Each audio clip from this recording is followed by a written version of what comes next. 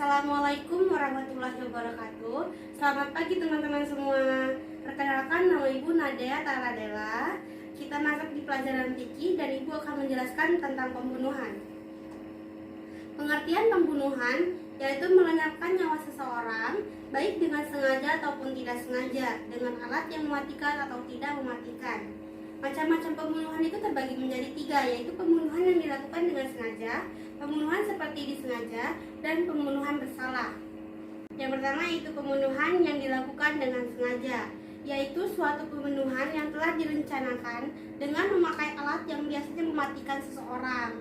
Dikatakan membunuh dengan sengaja apabila pembunuh tersebut baligh dan mempunyai niat atau rencana untuk melakukan pembunuhan, memakai alat yang biasanya mematikan manusia. Sedangkan orang yang terbunuh adalah orang baik-baik. Pembunuh dengan sengaja antara lain dengan membacok korban, menembak dengan sengaja senjata api, memukul dengan benda keras, menggilas dengan mobil, dan sebagainya.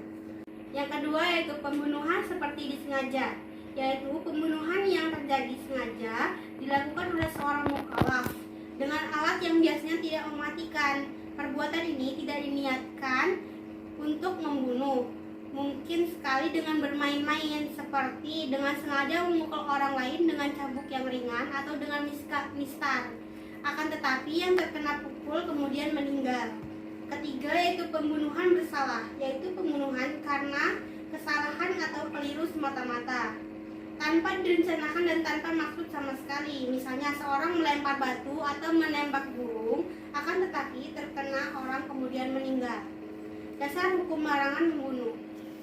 Membunuh adalah perbuatan yang dilarang dalam Islam karena Islam menghormati dan melindungi hak hidup manusia. Firman Allah Subhanahu wa taala, Bismillahirrahmanirrahim. Wala taqtulun nafsal lati haramallahu illa bil haq. Artinya, dan janganlah kamu membunuh jiwa yang diharamkan Allah melainkan dengan suatu alasan yang benar. Hukum bagi pelaku pembunuhan tanpa hak. Yang pertama itu pembunuhan yang disengaja. Hukum bagi pelaku pembunuhan yang disengaja adalah kisos. Artinya, si pembunuh harus dibunuh juga, sebagaimana dia telah membunuh orang lain. Yang kedua yaitu pembunuhan seperti disengaja. Hukum bagi pelaku pembunuhan seperti disengaja tidak dikisos, melainkan diwajibkan membayar diat mukhalazoh atas keluarga yang terbunuh dan dibayar secara berangsur kepada keluarga terbunuh selama 3 tahun.